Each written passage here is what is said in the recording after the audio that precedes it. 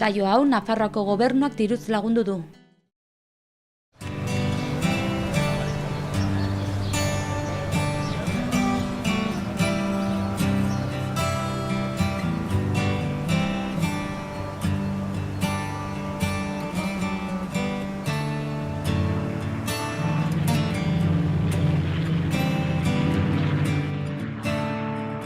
Hemen daude gure zurrak eta fusiak ere hilgura izan gaituzte, baina hildaz gaude hitzen dira ahaztuak, gu gara odoluztuak, hauxe da gure kantua. Kaixo, Emilio Majolo Gil, historialari entzutetsua gure lurraldean, unibertsitateko irakaslea, idazlea, ikerlaria. 20. mendearen inguruan aritu zara batez ere, baina zein da zure gertaera historiko gogokoena? Hola, hasteko dida batean. Gogokoena, Bigarren Errepublikarena, dudari gabe. Eta hori jende askok ni bezala pentsatuko du, zeren estatu mailan aukera paregabekoa izan zen gauza asko errotik aldatzeko edo aldatzen joateko. Itzengo dugu historiaz aurrerago eta orain goazen pixkatxo bat hurbiletik ezagutzera, iraganeragoaz. Nongoa zara? Non jaio zinen? Tuteran jaio nintzen, duela ja 74 urte, eta lehen kanpora joan nintzen, ikasketak egitera, hasieran Zaragozan, Nafarroan unibertsitate publikorik ezauela, eta ja ikasketak bukatuta ondoren Iruñara etorri nintzen, eta berriro bueltatu Zaragozara, baina orain irakasle bezala, hango unibertsitatean 10 urte eman nituelako, eta gero Nafarroako unibertsitate publikoan ja duela 20 piko urte sartu nintzen, eta hor nago. Orain bidaurretan gaude, hemen etxea bat dezu ere bai. Horrenbesteko lekuekin nongoa egiten duzu zure burua? Ez da galdera erraza, zeren berez iruñatarra naiz, tuterakoa baita.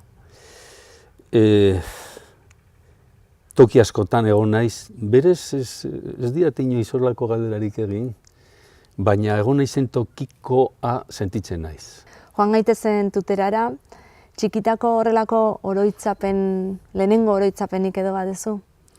Bai, herri bat zen, denek nire adinekoa gutxienez garbi dute zer izan den herriko bizitza, jende guztia ezagutzen zen, beti izaten den bezala, kalean egiten zen bizitza, eta hortik ibiltzen ginen oso libre, oso aske. Nire garaian ere nekazaritzarekin lotuta zegoen oraindik Tutera. Ezagutu nuen industrializazio lehenengo uneak ere, eta aldaketa politak hasi ziren ematen arlo guztitan, baina nekazaritza irudiak edo hango ekonomia bizimoduarekin oso lotuta ditut. Imaginatu, Patrice Suskinden novela polit horretan, Le Parfum, perfumea, haurtzaroan gure bizitza oso lotuta izan dugu usainekin. Agian oso usain ederrak eta politak gaur egundik ikusita ziren, baina oso lotuta dugu. Eta eskola garaiak, Emilio, nola gogoratzen dituzu? Txuri beltzean edo koloretan? Koloretan.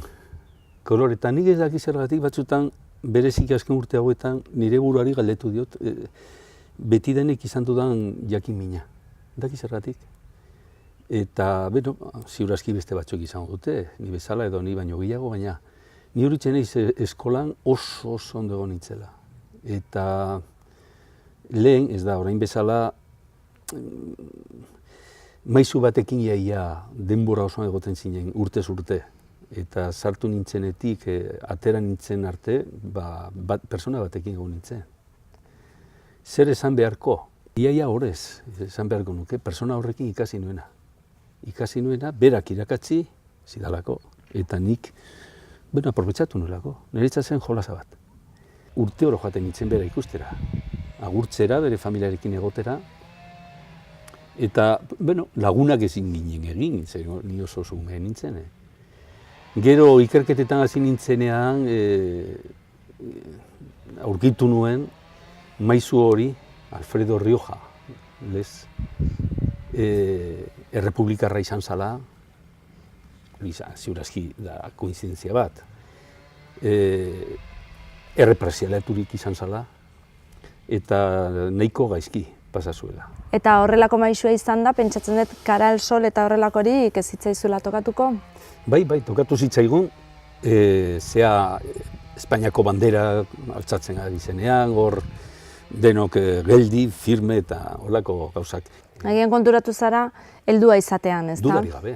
Dudari gabe, garai horretan oso umea zen ginen, 8-9 urte.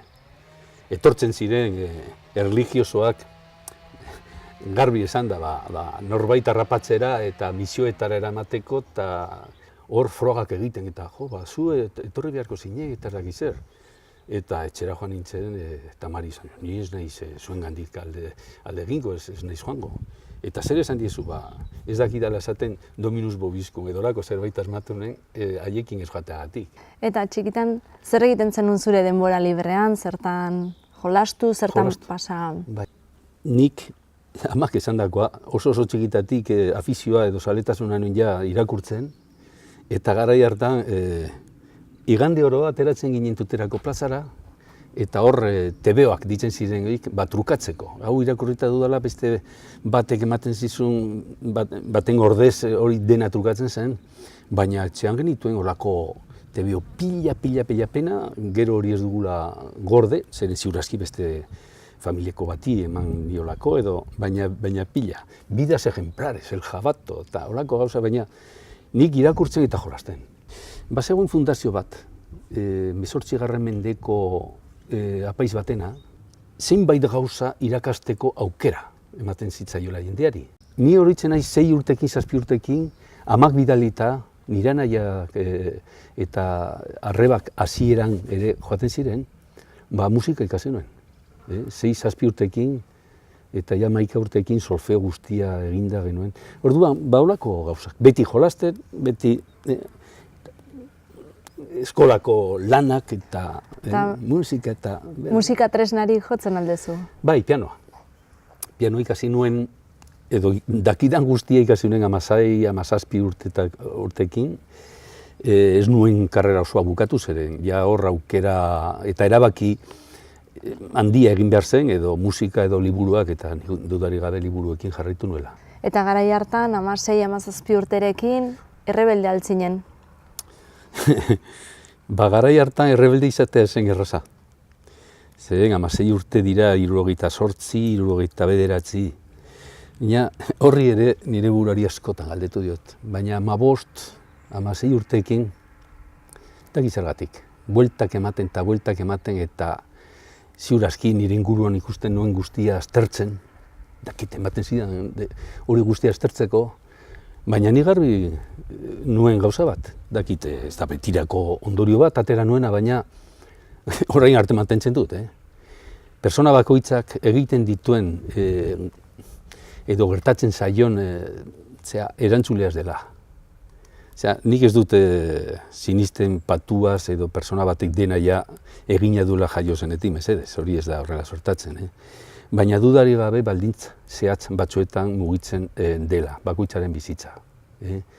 Eta nire inguruko jendearen bizitza aztertzerakoan konturatu nintzen modu orokorrean hor zegoen baldintza estrukturalak izango genituzke. Itzuzia da, baina egia da, eta horren gainean estatua zegoela. Eta ni oso kritikoa egin nintzen 15-16 urteekin. Baina ez modu txarrean edo sufritzen, ez? Kritikak edo kritika egiteak niri edo ni gutxienez elikatu nago. Beraz, horrelako zaletasuna izan da, horrelako ezagutzeko grina izan da, ikasketak aukeratu behar zenituenean, historia egingo zenuela argi eduki zenuen? Bai, eta kurioso da, zeren kolegioan historiako irakaslea, hitz eta literalki eta horrela zelako, eta zoi personaga izto inolaz ere. Personaga zaharra, apaiz bat, baina integrista zen. Integrista historian da, bakigu, karlismo orokorrean politikoki ultraeskuindarra dela, baina gero karlismo barnean badira ere taldeak. Eta integristak izan dira justu ultraeskuindarrenak. Eta berdin zitzaidan, nik historian ikusi nuen hor eremu handi bat, non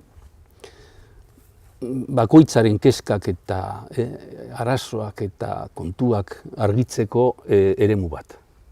Eta ez dut inoiz ikusi, gutxienez horrela ikusten dut orain, historian zirela erantzunak. Zuk zenituen arazoen aurrean erantzunak ez zirela historian. Baina hausnarketak egiteko eta arazo horiek hobetu ulertzeko historia ezinbestekoa da. Udua tristea dela esan ohi da baina begiratu zinen berde lemoako gaina itzen dira astuak ugara odoluztuak hauxe da gure kantua. Kaixo, Nerea. Kaixo. Emilio Majuelo zuzendari den memoria berreskuratzen proiektuan egiten dezula, ezta? Bai. Konta iguzu zer da proiektu hau? Ikerketa proiektu bat da, hau da, ikerketa historikoa bultzatzen duen proiektu bat da. Metodologia historikoarekin lan egiten duena, eta berez, ikerketa dena, ez? Eta ikuspegi historiko eta historiografikoaren aldetik, memoria hori berreskuratzean lagundu nahi duena edo berreskuratu nahi duena edo berreskuratzea helburu duena. Hasi ginen gerra zibilaren eta gerra osteko garaiko memoria berreskuratzen eta orain ja proiektuak aurrera egin duen heinean ja frankismoaren garaian sartu gara edo sartzen hasi gara eta helburua da garai horretan sakontzea eta jarraitzea aurrekoa ere eta atzean utzi gabe edo aparte utzi gabe. Berez ez da horren beste denbora pasa, ikertzen duzuen garaitik ona. Zergatik ahaztu zen horren beste?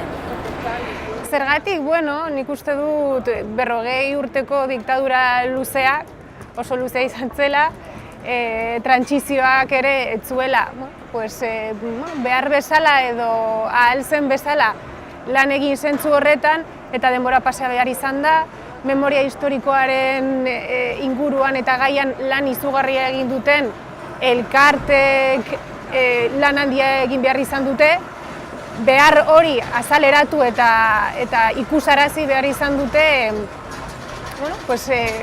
halako proiektuak martxan jartzeko. Zer suposatzen du adibidez, Emilio bezalako historialari bat, lan asko egin ditu, artikulu asko, ikerketa asko, zer suposatzen du historiarentzat? Historiarentzat, nik uste Nafarroan eta historian eta historia garaikean Emilio erreferentzia bat da. Babes hori ez, baina izen hori ematen diona, ez? Orduan, zer suposatzen du, guretzat ibilbide historiografiko eta historiko oso aberatsa izatea gure proiektuaren oinarrian. Proiektuari bueltan, gogorran da horrelako gertaerak ikertzea, batzutan zaila egiten da? Bai, zaila egiten da, batez ere, nire esperientziaren aldetik eta hemen bulegoan lan egiten eta ahozko historian izan dugun esperientziaren aldetik, ahozko historian eta elkarrizketak egitean gogorra da, batzutan zenbait historia, familia historia edo gertakari entzutea, fustralari bezala, pertsona bezala, elkarrizketatzaile bezala, gogorra egiten da. Ikustea, elkarrizketa batean zelako emozioak asaltzen diren, zelako bizipenak, zelako batzutan hainbat gauza entzutea eta hainbat gauzaz pentsatzea gogorra egiten da. Batzutan gogorra, baina beraientzat baita beharrezkoa, ezta? Bai, beharrezkoa, gogorra eta batzutan emozioak azaleratzen dira, baina beste batzutan elkarrizketa amaituta eta behar hori azaltzen da, eta eskertzen da, guri behin baino gehiagotan eskertu digute aukera hori eman ahal izatea, pertsona baten aurrean jarri eta behar zutena kontatzea eta nolabaiteko barrenak askatzea, esaten den bezala. Orduan, nolabait, zenbait kasutan ikuste dut, are terapeutikoa izan dela. Eta zuk ze gaiaren inguruan egin zenuen tesia? Nik egin nuen frankismoaren bitartean Iruñerrian sortu zen langilereari buruzko tesi bat. Bai. Gizarte mugimenduak eta gizarte gatazkak eta frankismoaren garaia, bai. Zuk berez Gasteizen ikasi zenuen, ezta? Bai. Eta nola sortu zen Emilio hemen zuzentzea zure tesia? Bueno, ni Emilio nuen pertsonalki ezagutzen, eta karrera amaitu nuenean eta tesia egitea erabaki nuenean, bueno, pues, jakin izan nuen, ez nekiela, Nafarroako Unibertsitate Publikoan historiako departamentu bat zegoela eta doktoretza programa bat zegoela, pues, pentsatu nuen, bueno, ja etxera itzultzeko garaia zela eta aukera, kriston aukera zela, hemengo unibertsitate publikoan azpimarratzea ere importante iruditzen zait, bueno, pues, tesia egitea, ez? Eta, bueno, jakinda Emilio departamentuan zegoela, pues, referentzia izan zen galdetzeko, aber, zer egin nezakeen, ze aukera nituen hemen unibertsitatean tesia egiteko, eta halaxe izan zen biziko elkarrizketa. Emilio Majuelo gainera zure tesiaren zuzendari izan zen, ezta? Bai. Nola da irakasle bezala? Irakasle bezala, klase batean, gutxitan izan nuen, nik ezagutu dut tesi zuzendari bezala eta figura hori bezala lana zuzentzen eta egia zen oso aukera ematen dizu zure bidea egiteko. Nik tesia amaituta konturatu nintzen, nola, bueno, kasi konturatu gabe zuzentzen du zure lana eta zuzentzen zaituzu, utziz zure bidea egiten, zure tokia aurkitzen historialari bezala eta bueno, nolabaiteko badakizu beti Emilio hor dagoela eta Emilio hori zalantza eta galdera guztiak egin aldizkiozula eta hor egongo dela, alduenea lagunduz, ematen aldizkizun aholku guztiak emanez, baina azkenean bidea zuk egitea, nahi du, ez? Ikasleengan konfidantza jartzen duela, esan dezakegu. Bai, ikasleengan konfidantza jartzen du eta lortzen du ikasleek berarengan konfidantza izatea. Beraz, errepikatuko zenuke tesi bat berarekin? Bai, zalantzarik gabe bai. Eta azkenik, zure iritziz nola esango zenuke, nola definituko zenuke Emilio Majuelo 3 hitzetan? Ez zaila. Hitzetan ez, baina pertsona ona, historialaria, intelektuala eta zergatik ez erreferente. Oraingoan zure ibilbide profesionala kokatu nahi dugu pizkatxo batean, 70. hamarkadatik aurrera historialari. Uste duzu historialariok bizitzen dezutela bestera batera gertaera politikoak, sozialak? Ziurazki bai, zeren historia ezagututa egun ikusten diren arazoak ziurazki beste modu batez aldez aurretik emanak ziren. Berdin-berdinak ez dira izaten, baina antza badute askotan. Gaur egun ematen duela teknologia berriekin, begira, personak, gizakiak galtzen duela bere baloreak eta hori lehenengo mundu gerra baino lehenago eta beranduago oso ohikoa zen. Orduan historiak ematen du horrela hartuta sakontasun puntu bat gauzako beto edo bere testu inguruan kokatzeko. Goazen ikustera, froga egitera, labur-labur, 70. hamarkadan gertatutako zerbait azpimarratu iguzu eta esan nola bizi zenuen zuk? Adibidez, Frankoren heriotza. Nola bizi ginen, ni soldaduzkan nengoen edo ninduten, eta, nik uste oso modu orokorrean hemen bereziki eta toki guztietan baita postasun handia. Bereziki ez persona bat hil delako, nahiz eta hiltzaile amorratua izan. Baizik eta etorkizunari begira zabaltzen ari zen eszenario berri bat. Goazen aurrera, 80. hamarkadako gertaera bat. Gertaera asko sortatu ziren. Ni oso minduta hartu nuen, gero batzutan ikusi duguna, baina lehenengo aldiz ikusi nuen krisialdi ekonomiko latza. Egunero altzatzen ginen eta egunkaria erosterakoan, enpresak izten ari zirela langabezian Euskal Herrian. Euskal Herriaren ikur moderno edo garaikidena izan da beti industrializazioa. Nik uste dut oso gogorra izan zela, jendea askorentzat. Eta 80. hamarkadan? Garai horretan asko ibili nintzen sindikalismoa ikertzen, eta oso itxaropentsu ikusi genuen denok LAB eta ELAren arteko akordioa. Bi sigla dira, bi sindikatu, baina bereziki aurreko hamarkadan galdutako gauza baten atarian ginela zirudien. Hau da, langileria berriro berrantolatzeko aukera izango zuela, eta gutxienez bi sindikatu hauekin agian indarrak metatzeko aukera izango zela. Beste eszenatoki berri baten atarian ere ginen. Eskubideak berreskuratzeko horrelako aukera, bazegoen? Nik uste bai, gutxienez hobeto defendatzeko. Eta mende honetan zer azpimarratuko zenuke? Azpimarratuko nuke, garai hartan, bereziki munduan, 80. hamarkadan ikusten zenez Espainiako estatuan, baizik eta orokorrean, beste garai historiko berri batetan sartzen ari ginera, nik uste du sartu garela. Nire garaiko edo belaunaldiko jendeak eta aurrekoek ere bai, genituen baloreak edo balore horiei ematen genien terminologikoki izena erabat aldatuta daudela. Orain gai dira duela gutxi behar kan kutsa hori desagertu da, baina gauza zen irautza hitza aipatzeko. 70. hamarkadan irautza zena.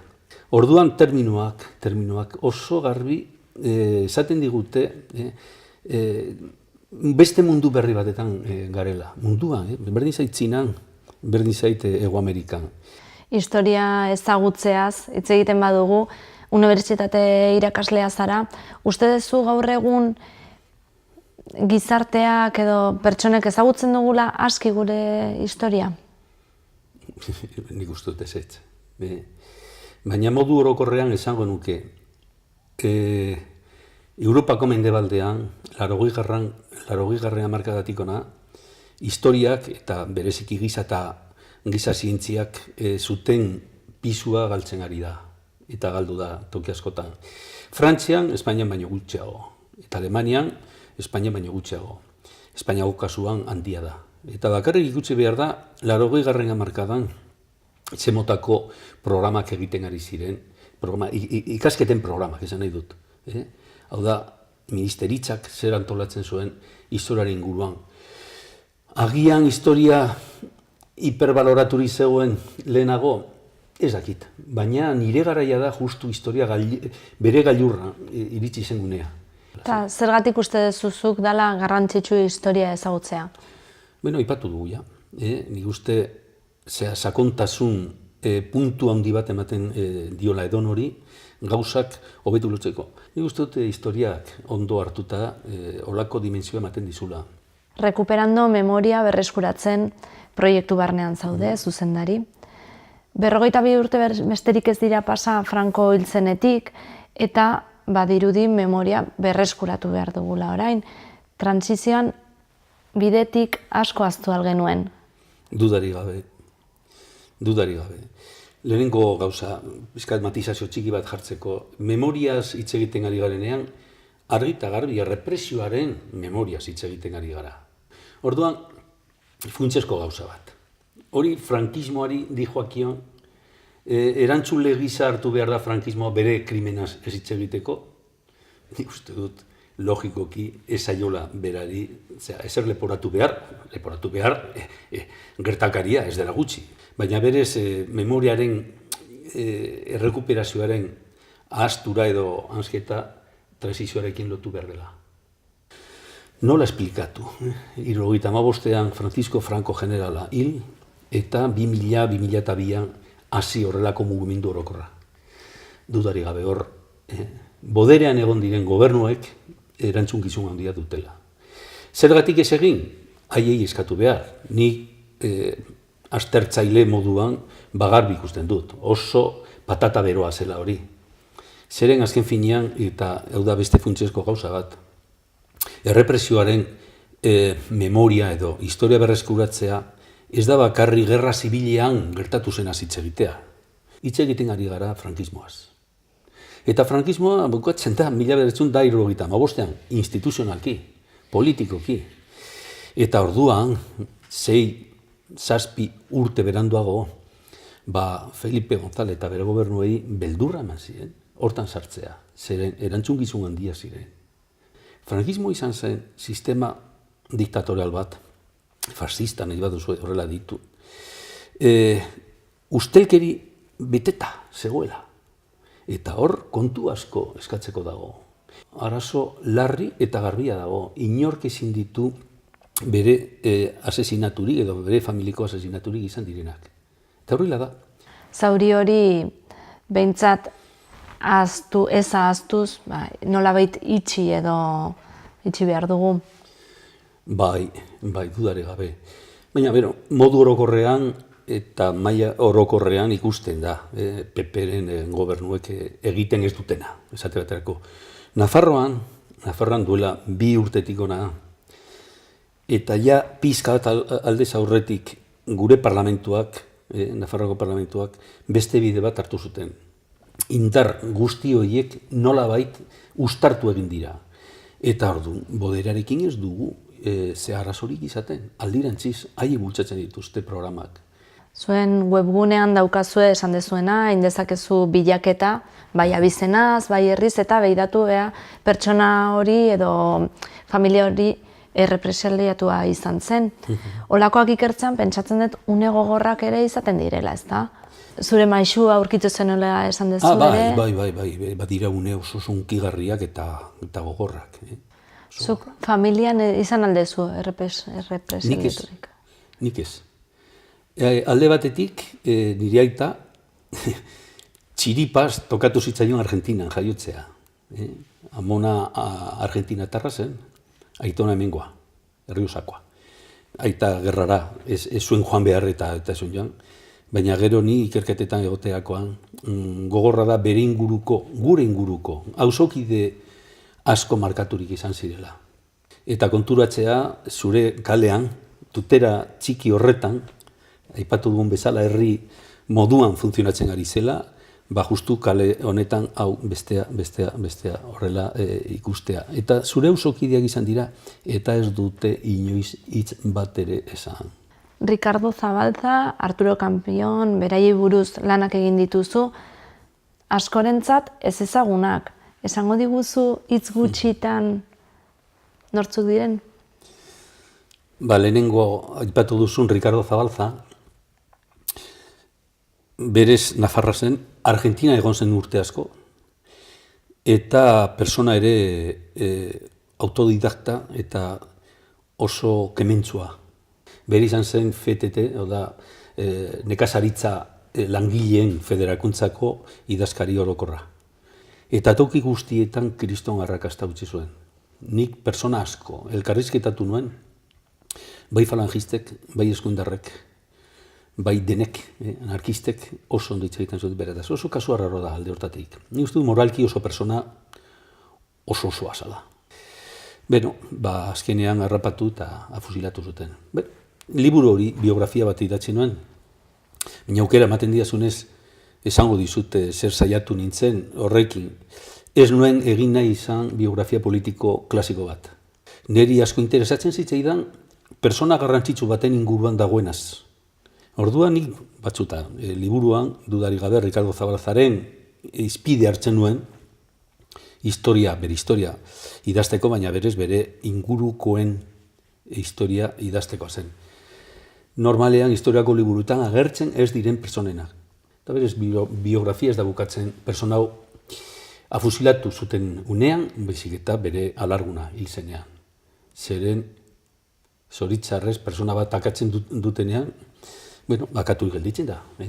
Baina bizirik gelditzen direnentzako bizitza hasten da berriro, baina beste modu eta egoera kaskarragotik. Eta gero bigarren kasua, Arturo Campion, bera zen oso persona katolikoa. Nik esango nuke aita santua baino papistagoa. Baina Campionekin batera, bere jarreran ikusten da, zientziaren jakin mina eta egiari kultoa. Kampion bere garaia, hor egoteko, nik uste dut oso ondo kudeatu zuela kontradizio hori. Katoliko izanik, bere modura zientzia egitea eta historia gile bezala zientzia egitea. Orduan, oso persona erakargarria zen alde hortatik. Ja gero, horretan sartuta, kanpionengan ikusi nuen gauza interesgarri bat. Eta da euskal intelektualak, garai hortan, urrezko garaia sortzen den unean, bigarren gerra karlista pasata, hor sortzen da ziklo handi bat, justu gerra zibilarekin batera bukatzen dena, eta hor daude bi belaunaldi. Eta kanpion eta beste batzuekin batera, sortzen da edo kokatzen dugu lehenengo belaunaldian. Kanpion 22 urteekin frantsesa menderatzen zuen goitik bera. Ez daki nola egiten zuen, zeren oso gaztea zen. Justu gerra karlistan Iruña isolaturik eta inguraturik zegoen karlistengatik, baina berak ez daki nola irakurtzen dituen frantsesez liburuak iaia editatu edo argitaratu ziren urteko edizioak dira. Orduan, unean zegoen, batek esango du, oso aberatsa zen, ez daki zen, bueno, aberatsa asko dago. Baina ez dira goizeko bostetan altxatzen, eta hasten dira ikertzen eguzkia sartu arte. Sindikalismoari buruz asko ikertu izan duzu. Ze eboluzio izan du azkeneko 40 urtetan eta nola ikusten duzu orain? Beno, politikoki eta kulturalki gertatzen ari den bezala, nire ustez epe historiko berri batetan sartzen ari gara. Hori aipatu dugu. Eta hori nabaritzen da 70. hamarkadaren bukaera. Hortik sortzen den mundua berrizten doa eta sindikalismoa horretan ere kokatu behar izan du bere burua, bere egitasmo eta guztia, ez? Eta orduan asko aldatu da. Zergatik kapitalismoa bera asko aldatu delako. Asko aldatu da. Gure garaian esaten badigute kontratuak, behin-behineko kontratuak izango zirela, eguneko kontratu bat, orduka, ezin zen imaginatu. Orain, mundu berri honetan,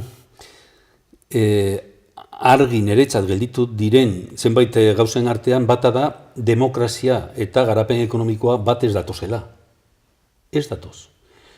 Duela urte batzuk 15M mugimendu hori izan genuen, bazirudien orduan kontzientzia kolektibo hori esnatzen ari zela? Argi eta garbi protesta bat izan zala. Argi eta garbi, ez dute zer asmatzen. Baina protesta horren inguruan niri ditu zitzaidan alde batetik. Oso interesgarria, zer azken finean bazirudien gizarte talde batzuk esnatzen ari zirela eta esnatu ziren. Oso interesgarri izan zen, beste tokietan gertatu ez den bezala, ultraeskuindarren mugimenduen hotzatara joan direla, baizik eta modu kritikoa eraturik izan dela, eta azken finean sozialismoari ere kritika zorrotza egin diote. Osea, azken finean beste neoliberalek hartutako neurriak babesteagatik edo haiek beraiek aurrera eramateagatik. Beste alde batzuk, bueno, badira hor bere kontraesan handiak. Haien aldarrikapenak, oso, nola esango nuke, aintzinako gauza jakinak genituenak. 80. hamarkadan, askoz aruntzago joaten zen jende gaztea. Euskal Herrian, 80. 80. hamarkadan, oraindik ere.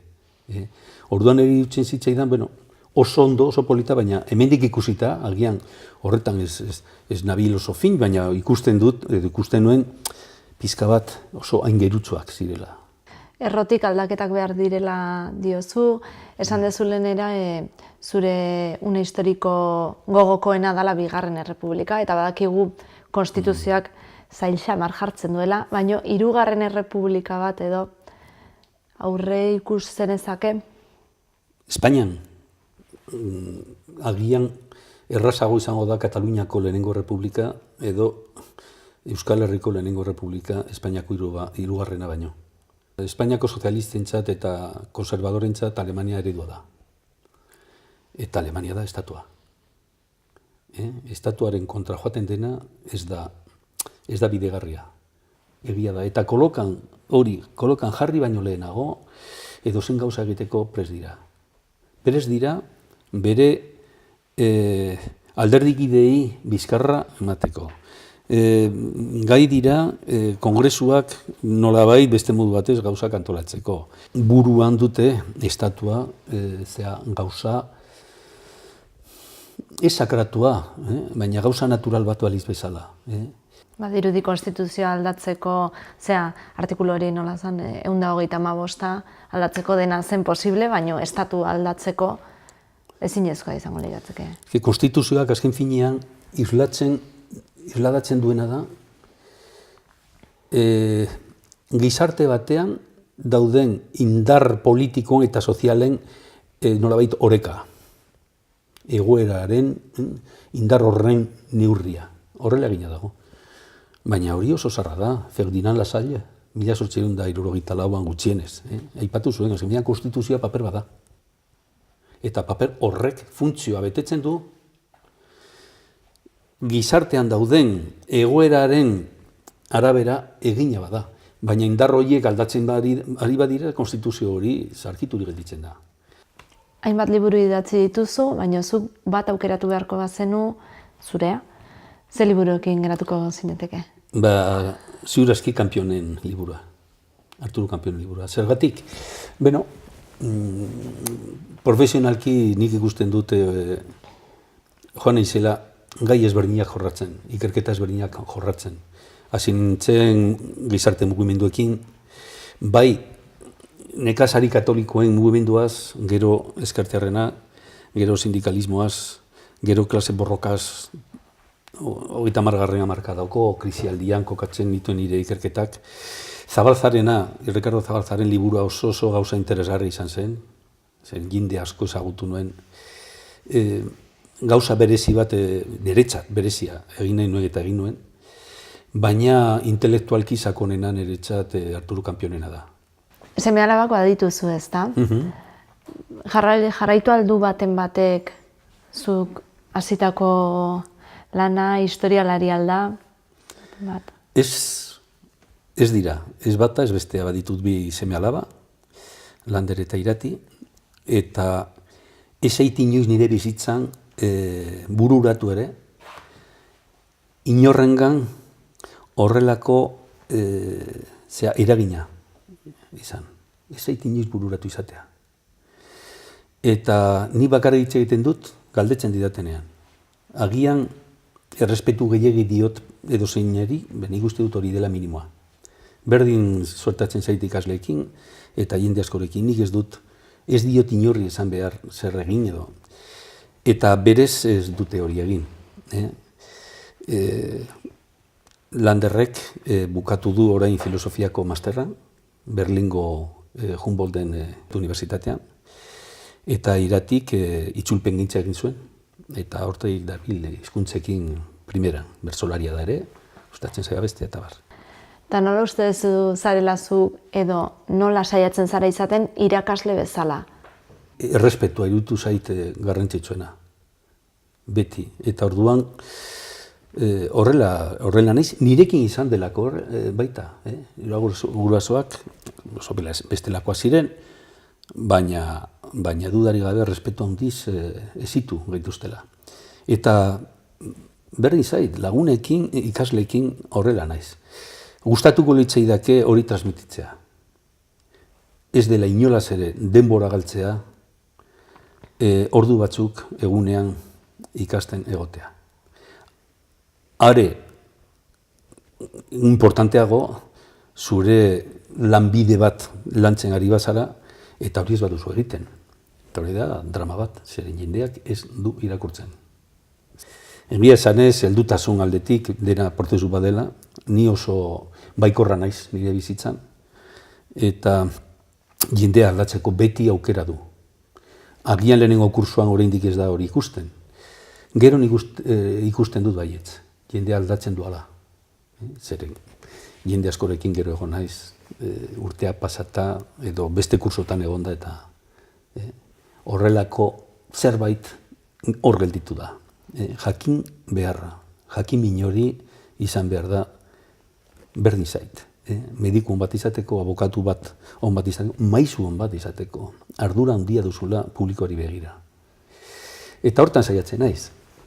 Eta gaur egungo hezkuntzari zer nota jarriko zenioke? Gai, besterik ez, 5,6. 5,6. Gauzak asko hobetu behar dira orduan. Bai, zeren txarragora joan da, orokorrean diote. Ez bakarrik unibertsitatean, institutoetan, ikastoletan, enpresa munduan gero eta ahots gehiago entzuten ari naiz, esanez burokraziarekin itotzen ari gara. Edozein gauzarako egin behar da txosten bat, egin behar da fitxa bat.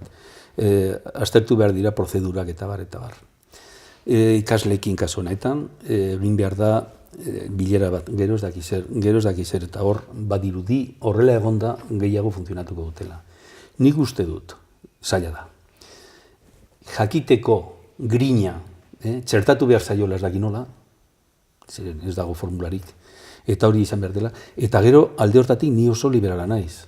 Ni naiz persona bat eta ikaslea da beste persona bat. Bion artean dugun negozio hau, lan amakomun hau, edo arazoren bat baldin badugu, bion artean konpondu behar. Baina, ez, tutore bat, zuzendari bat, gero fakultateko arduradun bat, plan honean egiten da, baina nik uste dut soberan dagoela hori. Zuk ikasi nahi duzu, nirekin hitz egin. Kezkaren bat baldin baduzu, nirekin hitz egin. Arazoren bat baldin baduzu, nirekin hitz egin, edo ni, persona gaizto banintz, hitz egin zuzendariarekin, puntu. Eta nik uste dut horrela gauzak funtziona ditezke. Pentsa, ni eta nire belaunaldiko askok ikasi genuen Frankoren garaia. Eta unibertsitate hori hein handian, oraindik fascista zen. Fascista da fascista. Katedraduna fascista.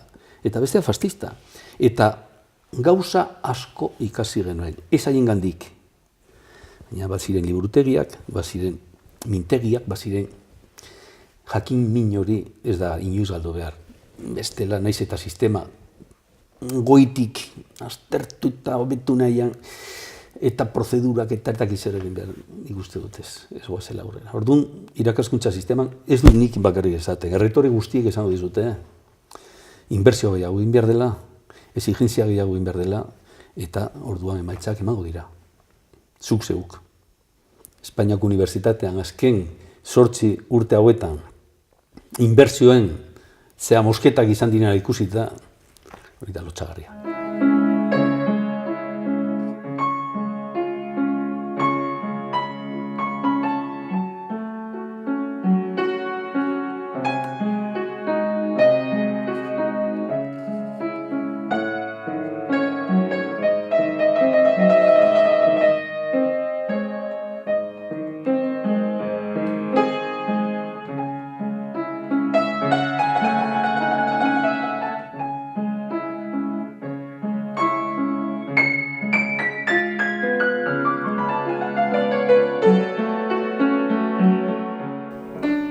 Kaixo, Gotzon Garmendia, eskerrik asko. Esaiguzu, non gaude hemen, ze proiektu zelan egiten dezuen? Gure proiektuaren izena da Nafarroko oroimen historikoari buruzko dokumentu funtsa. Eta zer egiten dezuen, konkretuki? Bueno, hasiera batean, proiektua hau definitzen hasten denean 2009, 2010 inguru hortan, helburua nagusiena zen erregimen frankistak, denboraldi guzti hortan, Nafarroan eragiten duen errepresioaren balantze bat egitea. Ja lehenagotik Nafarroan zenbait ikerketak burutuak zeuden.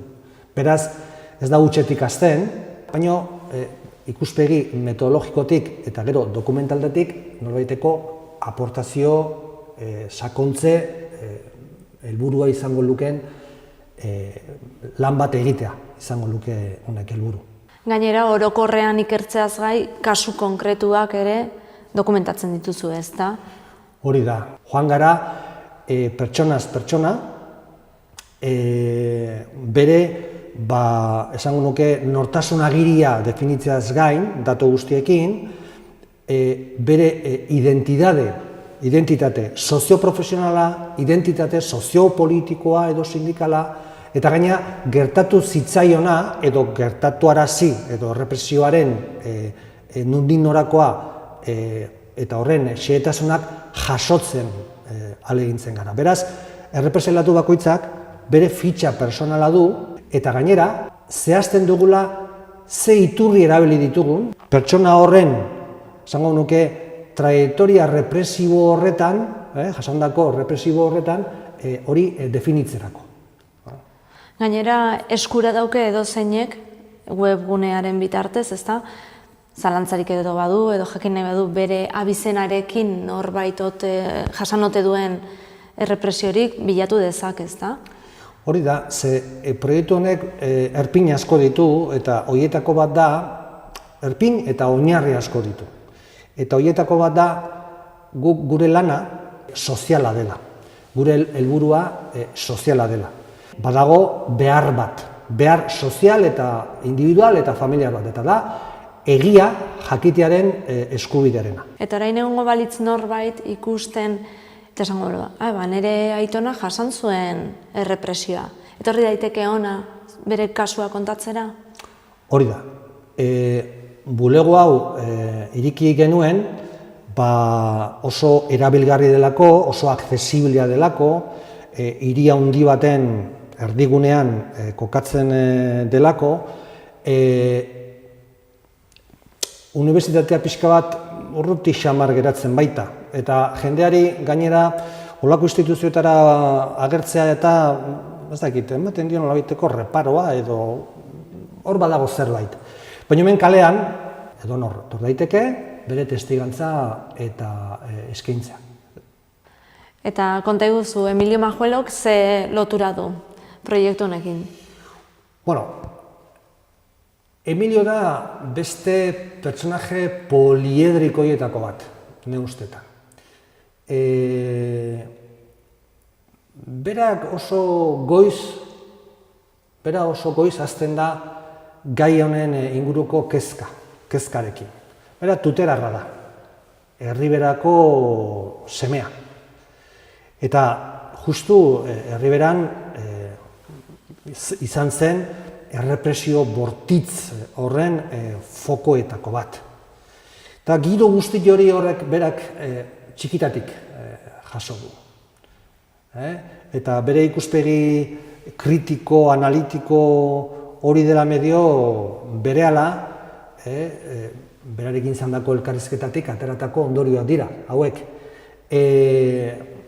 Hasi zen kezkatzen eta galdetzen, eta hau zergatik. Eta bere kezka horiek, bere trajektoria hori instituzionalki ikerketa proiektu batean gauzatzeko, bera izango da bultzatzaileetako bat, ez da izango bakarra, baina importanteena.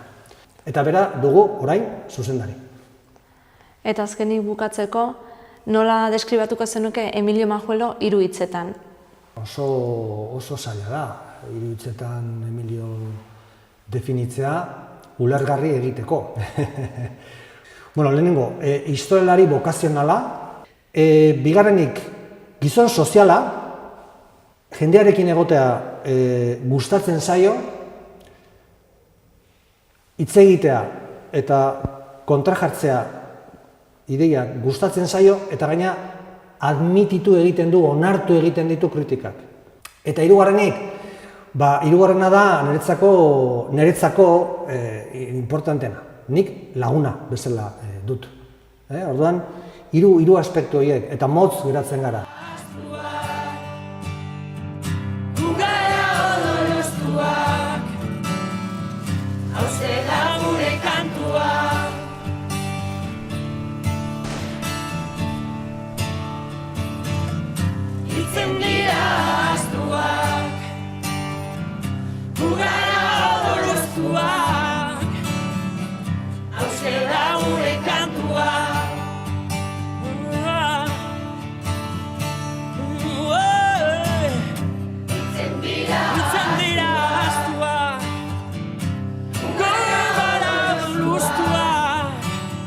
Orain hurbiletik ezagutzeko galdera sorta batzuk. Esaiguzu, zer duzu gustoko zure denbora librean? Irakurri eta paseatu.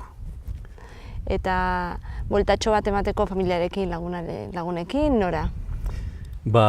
Askotan egiten dugu, baina hori, larun baten gabean edo ostiraletan. Kuadrillarekin. Nora juten zate? Auzotik. Da une hon bat elkarrekin egoteko. Herrialde bat ezagutu nahi zenukena? Zelanda Berria. Gustora. Hondartza ala mendia? Mendia. Eta herria edo hiria? Dena gustatzen zait. Orain herrian gaude, bihar ziurazki hirian. Bizitokiak eman dezake bizipoza? Bai, dudari gabe. Eta lasai egoteko leku sekreturiko aldezu? Ni neu. Nire barnean. Eta bizipoza izateko egoera bat? Seme-alabak pozik ikustea. Liburu bat aukeratu behar bazenu? Hori zaila. Klasiko bat, Saramagoren La vida de Jesucristo. El Evangelio según Jesucristo, barkatu. Edo orain irakurtzen ari izena. Osterhalmelen La transformación del mundo. Filme bat? Oso klasikoa naiz. Grupo salvaje. Eta telesailik ikusten aldezu? Ez, normalean ez. Musika talde bat? Edozein sinfonika. Orkesta sinfonika. Eta sukaldean, zer moduz, trebe altzara? Osondo. Normalean nik sukaldatzen dut. Horrela kontzik emazteak libreago. Aukera izaten du. Alako plater bat? Batuterako bat, rantxo on bat, kalderetea. Ze leku du euskerak zure bizitzan? Gabiria. Gizartarekin konprometitu behar gara? Dudari gabe. Gu gizaki soziala gara. Bestea da persona baten erdia galtzea. Eta natura ondo zaintzen aldegu? Ez. Edozein tokitan zaborra ikusten da. Toki batzuetan gutxiago, beste tokitan gehiegi. Gaur egun, harremanak, pertsonen arteko harremanak, egokiak aldira? Hori bakoitzak esan behar du. Nik neuk ditudanak oso egokiak. Nola gustatuko litzaizuke mundua 50 edo 100 urte barru? Garbia, pobrezari gabe eta esplotazioari gabe. Zoriontsu izateko errezeta bat? Zure buruarekin bat etorri edo adostu zure buruarekin egin behar duzun guztia. Eta esaiguzu, Emilio Majuelo Gil 3 hitzetan? Konprometitua, langilea eta zuzena saiatzen ari izaten.